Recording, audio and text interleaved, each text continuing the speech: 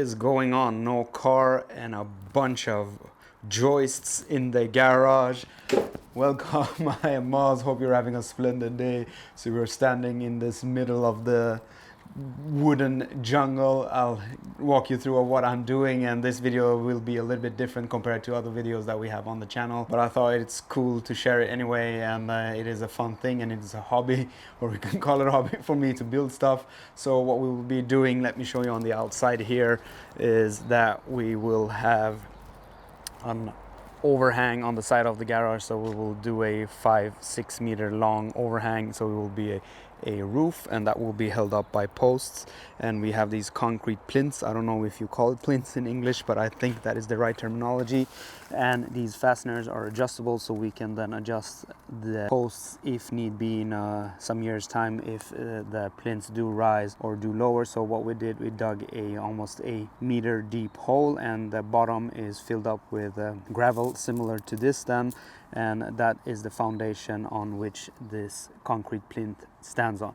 And I have also prepped this area here since last year. So what we'll be doing is to install posts that will go up to about 1 meters or 1700 millimeters, and we will have a suspension stand attached to the side of the garage, and from that we will have the roof trusses then going on top of the post, where we will have a suspension stand as well. And hopefully everything will hold up perfectly, and then we will have a roofing and so on, but that is for a later stage. So if we go back inside, I'll show you what I have done. So preparation is key, and this takes a lot of time. So what I have done is I have gone over all the joists and suspension stand material, etc., and the things that will be the post. I have gone over them with a base coating first, and the ends of what will be the posts I have actually dipped in a sort of a oil just to seal the end of the posts then, so they don't suck any moist or water up. Because when you have an open how should I say, the open area with where you can see the fibers, I believe it's 20% more prone to be absorbing water and moisture, etc. Before these parts were then painted with a base coat, I let these areas sit in a jar with the specific oil that we have then to suck it up for 2 hours, 3 hours or so, and then you can go over and paint over that area. So I have gone over all of this with one coat of base, and then also I have applied one coat of the actual paint. And what is left to do here now is to apply a second coat. It takes about 2 hours almost, so we'll do that, and that is key in order for everything to stay fresh as long as possible and do not get damaged by the weather and so on, and water and snow and whatever might there be. So that is what we'll be doing next. Once that is done, we will construct our posts, and the posts I will actually glue 2 of these pieces together then in order to create a strong post. And we will use glue and screws then to make the construction that will be the posts then. And what we will do after that is then, of course, we need to make sure that they are leveled and so on. And then we will mount these longer joists, which will be the suspension stands on top of the posts, and also we will then fix 2 of these to the wall on the garage as well. And then we have these longer 45 times 95 millimeters that will be the roof trusses then. And the suspension stands measure 45 times 145, and the posts are also 45 times 95, but again then 2 of these will be put together that will create a strong post. So what I will be doing today is to go over these with a second coat of paint, and then we will construct the posts, and then we will start the actual carpentry or mounting everything into place. So I'll meet you up once the painting is finished, and we will start with the posts then.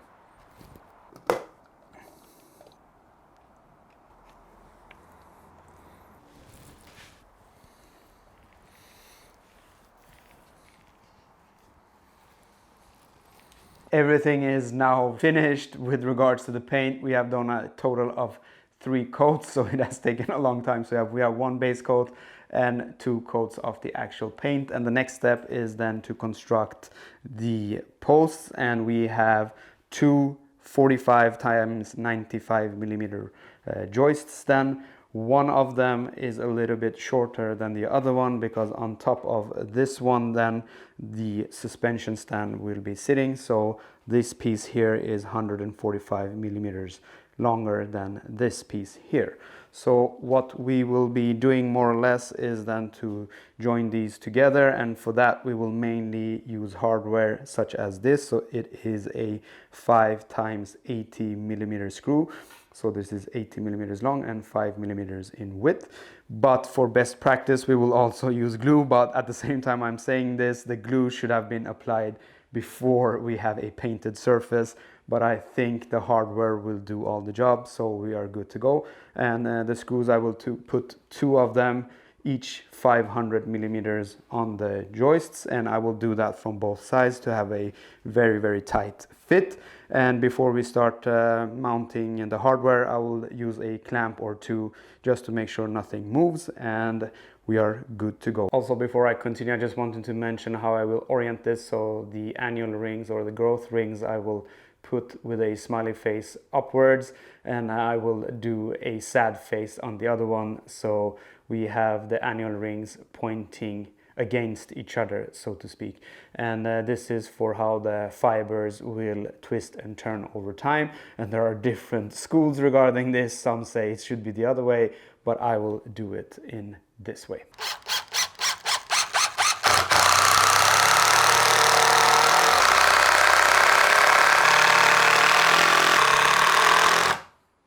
So we got some delays in the build, but we are finally back at it. I'll show you in just a second what we had to do. It took a long time, but I felt somewhere that we needed to do it one way or the other, or sooner than later, and sooner it became. So let's step on outside and I'll show you what we have done.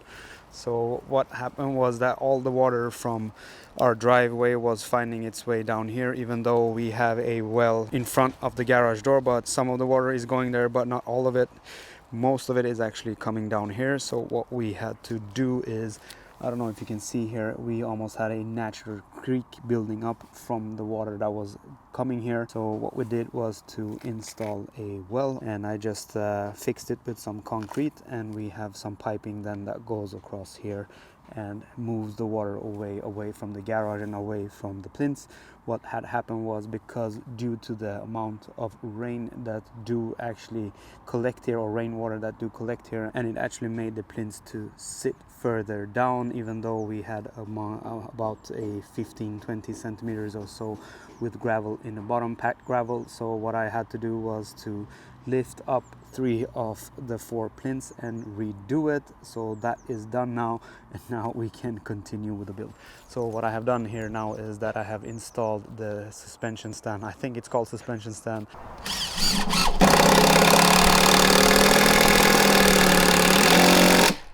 And we have the hangers for the roof trusses then. So we will have 11 roof trusses sitting with 500 millimeters from center to center then.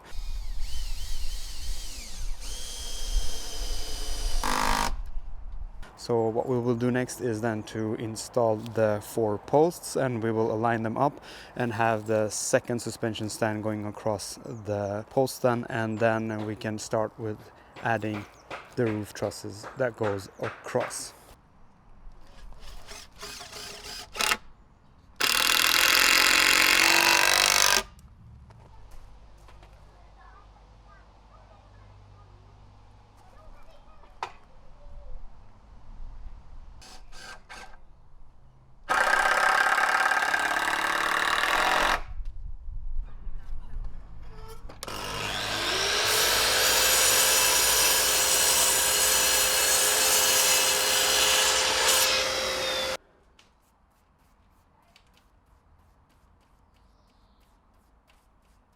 Finally, it is looking like a roof, so we have all 11 roof trusses securely fastened to the solid joist hanger. So it was a bunch of screws, and it took actually quite a bit of time.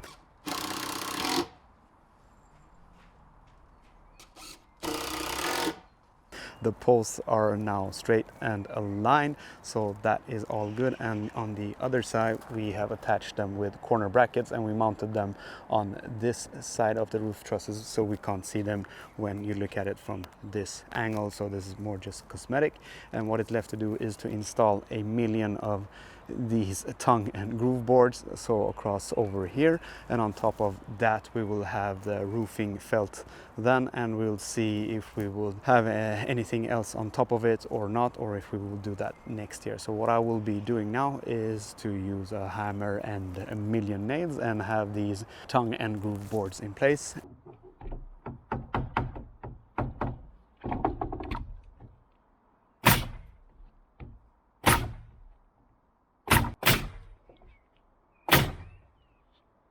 So the roof is finally waterproof, which is a really nice thing. So we have the tongue and groove boards in place, and as you can see with my expert calculations, we didn't have to slice any of the boards, so that is nice.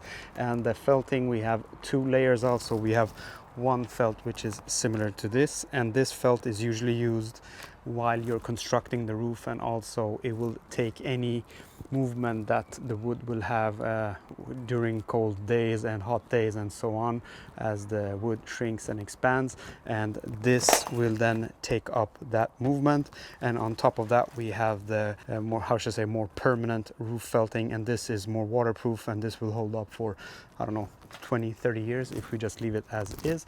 We will see if we will do something more with the roof, adding a metal sheeting or something else on top of it just for looks, but I'll see with regards to that.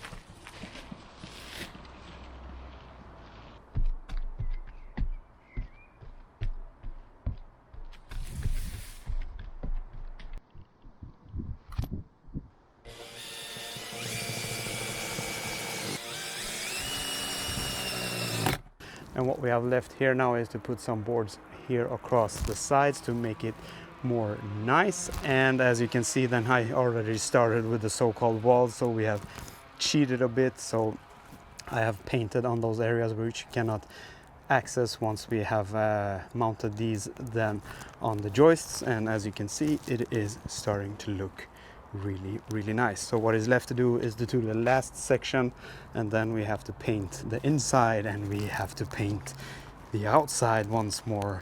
And I'm really sick and tired of painting and paint, but it needs to be done.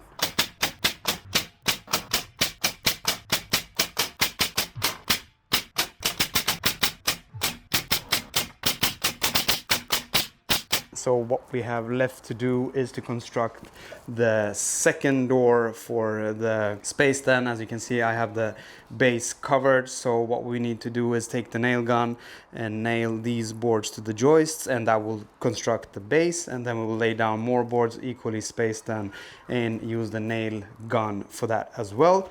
Once that is done, we are more or less finished. We just need to mount the doors on and then start using the space. Finally, a clean garage. That's the way it's supposed to be. We have reached the end of today's video. I hope you have enjoyed it. I'll show you in a bit what everything looks like. In my opinion, it turned out really great. It was worth the effort because now we can have our bicycles and firewood, etc. stuffed in there, or not stuffed, but we can place them there and they will be somewhat protected from the elements. Now we have a beautiful sunny day, but it isn't always like that in Sweden. So let's step on outside and see what it looks like. And in my opinion, it turned out really great. So we ended up painting the doors in the same way as in the same color as we have on the garage walls then, and I think it turned out really well with the white and the contrasting green color then. And we also have the hinges in place. Unfortunately, I didn't film when we mounted these.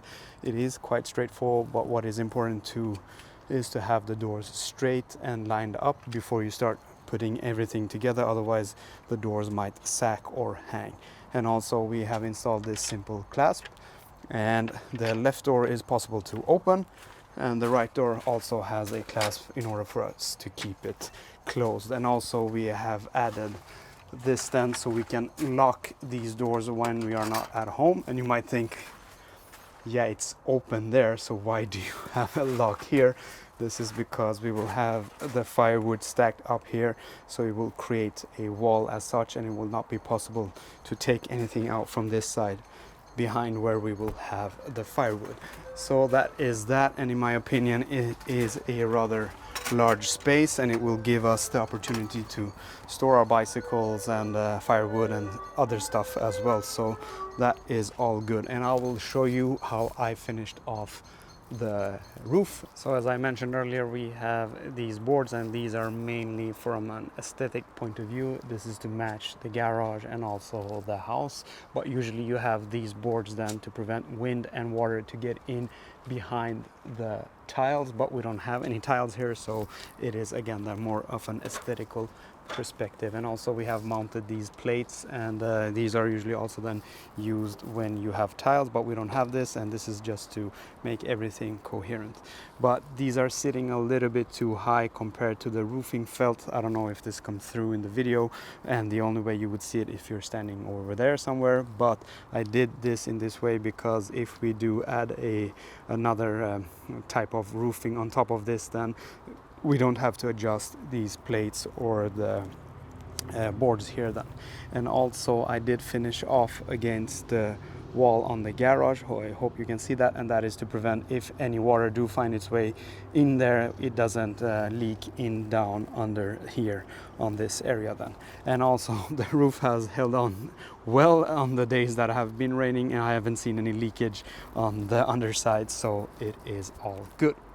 So that was that. The build is finished, everything is fine. We'll start using it now. If you did like today's video, give it a thumbs up, and also do remember to subscribe if you like the content of the channel. I don't know if you were here for the carpentry or the building stuff or the car stuff, I don't know, but if you do like the content, do remember to subscribe. With that said, I'll be seeing you on the next one.